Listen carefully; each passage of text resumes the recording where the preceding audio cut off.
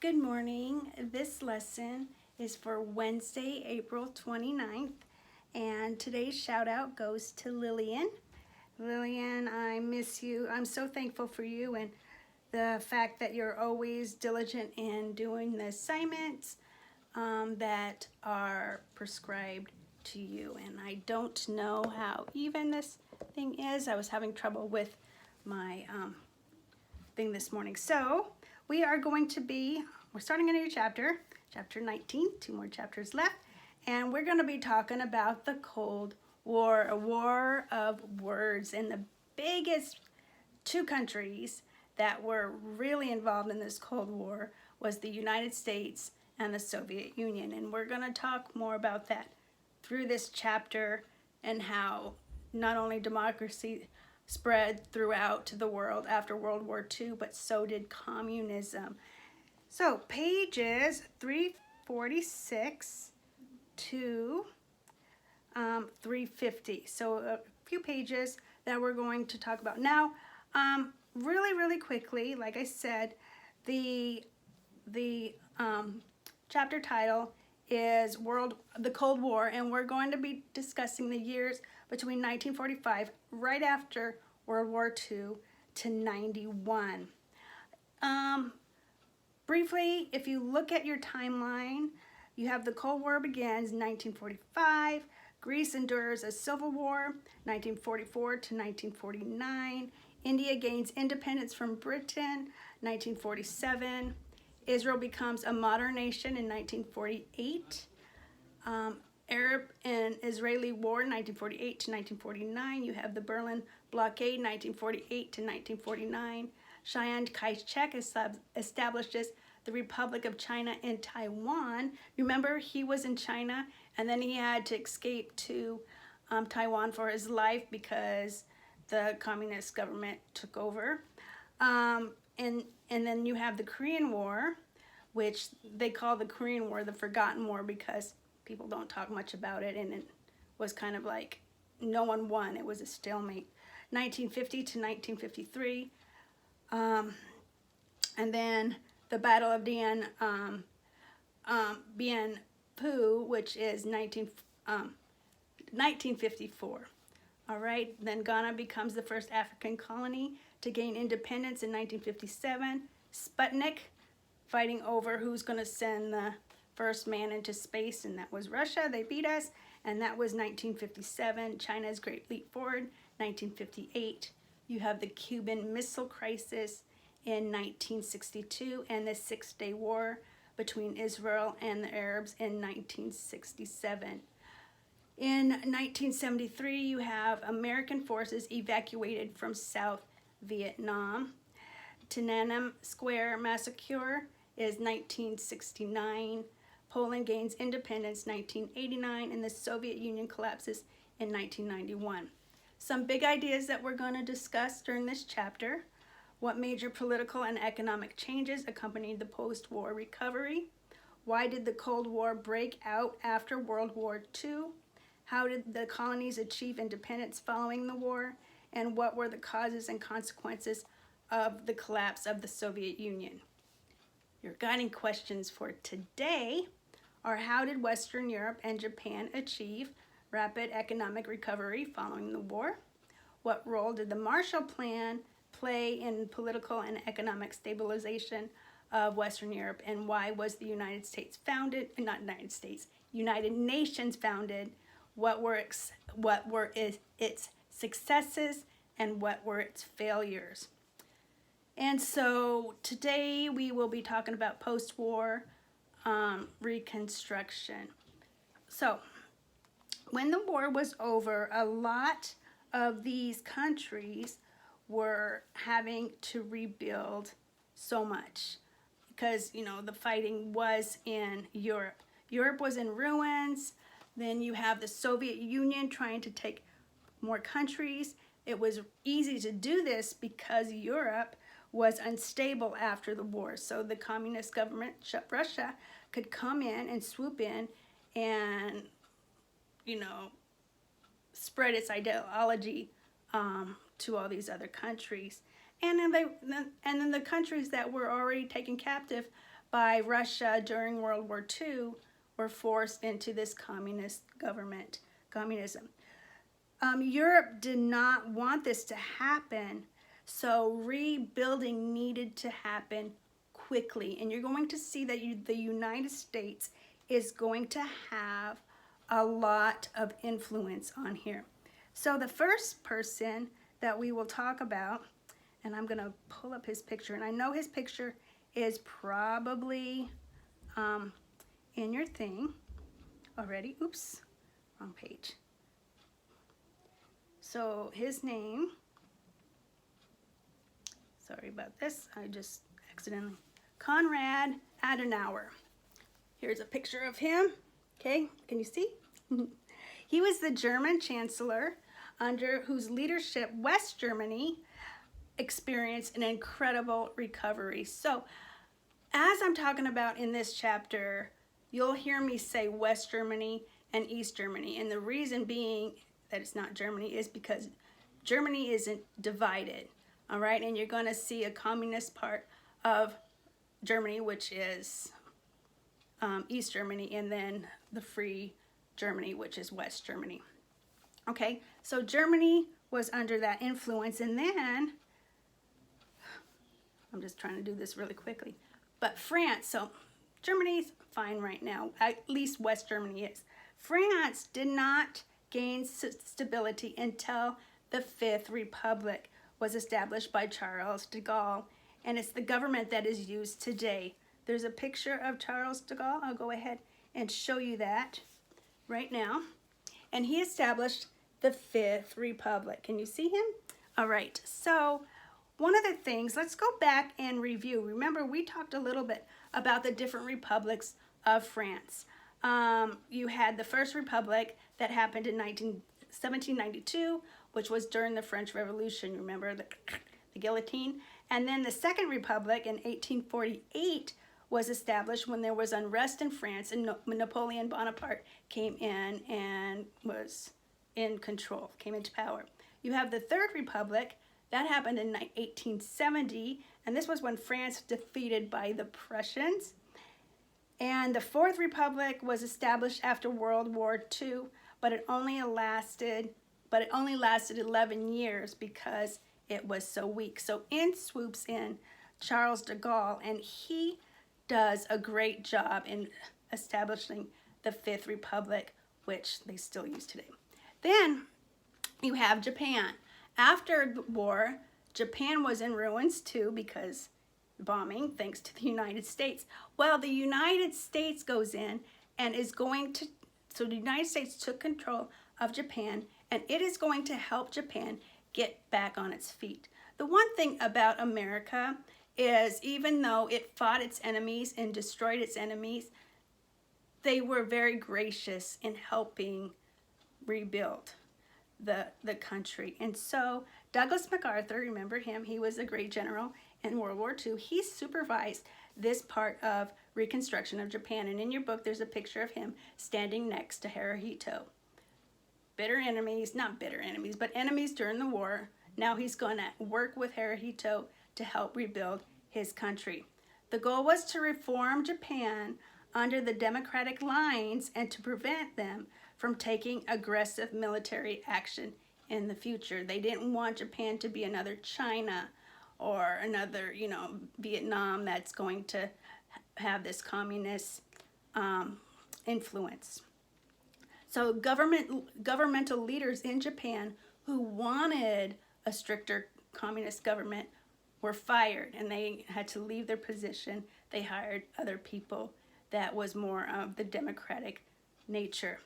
The economy was expanded, and a new constitution was written, and the government became involved more in health and education rather than putting people in bondage. This helped Japan in forming a peaceful and democratic nation. During the early years of Japan's recovery, many of their products were inexpensive and inferior to those in the world, but through improvements in technology and manufacturing, gradually Japan became their products became high quality. If you think about Japan, you think of Sony and a lot of electronics that are really, really good stuff. I remember when I was a teenager, when I was 16, 17, I babysat a family across the street from my house, and he worked for Sony. They were a Japanese family, and everything that you could possibly, everything that was new was kind of like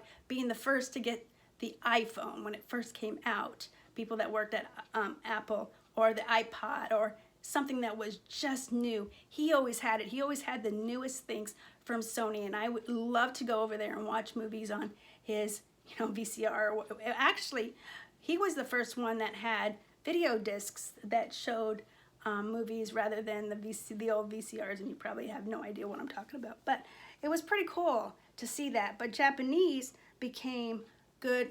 Their cars, people buy cars all the time from Japan. And it's just how, oops, my notes just kind of disappeared, and I kind of need them to teach. So that was one of the things that Japan changed. And so the United States had a key role in helping Japan become very successful. You have other European nations that didn't stabilize as quickly. But I wanted to talk to you. So they came up with something called the Marshall Plan. And this is going to help your these other nations. So the Marshall Plan is a distribution of funds from the United States that enabled Europe to rapidly rebuild and retool for a strong economic recovery. Going back to my other notes again, I gotta go switch back and forth. It's easier when I'm at school because then I have all my books laid out like this, but it's harder when my lap is not so big. Okay, so a few countries in history who have defeated other countries, I've already said this, have gone back to help their economy and infrastructure. And I've already mentioned that the United States proved themselves to be a gracious conqueror, and especially after World War II.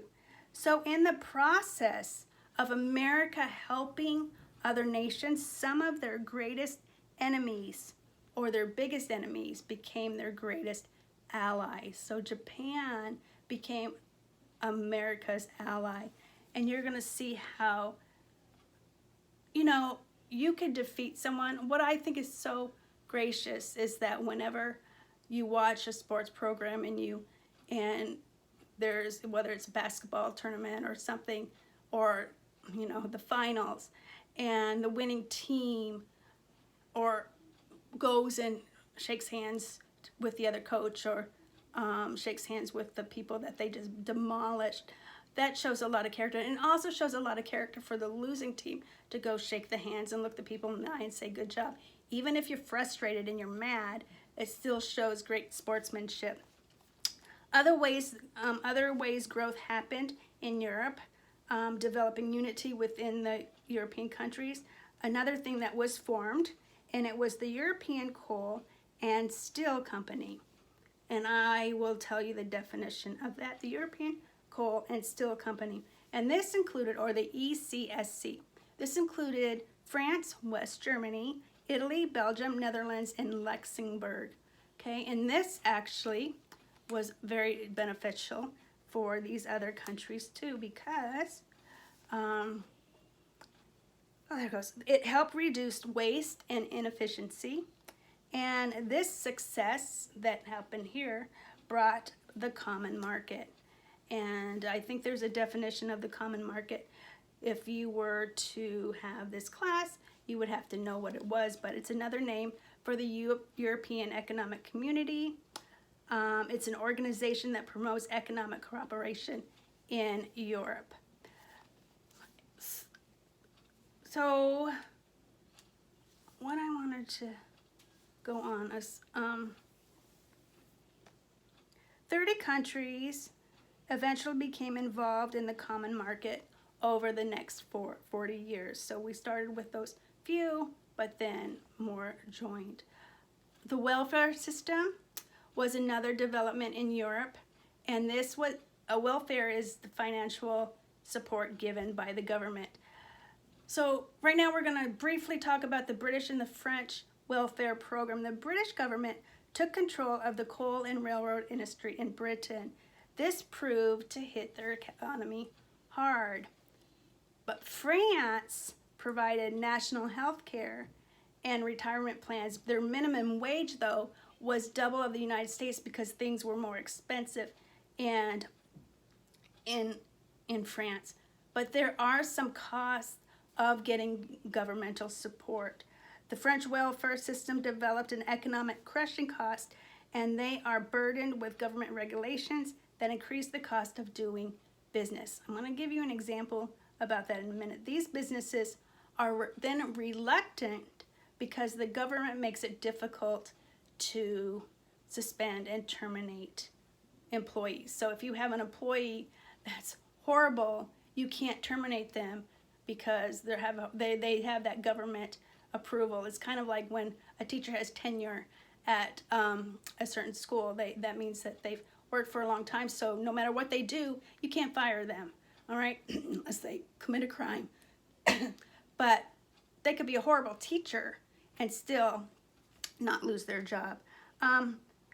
So the French unemployment rate ranges, because of this, from 10% to 60%, depending on the region in the neighborhood. In addition, the workers pay over 44% taxes. So you're getting this help from the French government, but it kind of hurts you in a way too, because say you make $3,000 a month or a week or whatever, every 2 weeks, and you have 44% goes to taxes. Well, you have to pay $1,320 in taxes. So out of your $3,000, you're only taking home $1,680. So almost just a little over half you're taking home. And that's how much it hurt with this welfare system in France. They didn't quite work out the way people wanted to it. So welfare can be a good thing. Sometimes I get a little help from the government, not a lot, but a little bit. But you need to look at the cost and what it can bring to the citizens of the country. Some positive things from World War II was that democracy was spreading throughout the other nations. I have a map that I want to show you really quickly, so I'm going to pull that map up so that you can basically see these countries. Here you have Portugal, Germany, Italy, and India, and you can see how, hopefully that's not blurry, I can't tell, okay? You have those countries, and then you have little Greece. Greece didn't do as well as these other nations did. Let me see, that's what I was going to say. Greece was supported, it didn't stabilize well, and it established its own little democracy after World War II, but it was supported by the United States and Britain to help stop the communists. So even though it didn't stabilize well, it did have the help from England and the United States to make sure that Greece wouldn't be taken captive. They were able to do that, and then Greece joined NATO, which is, and I'm giving you a definition of NATO. NATO, oops, there it goes, hold on. Did I tell you the definition? I don't think I told you the definition of the common market. Going back after the European when we talked about that.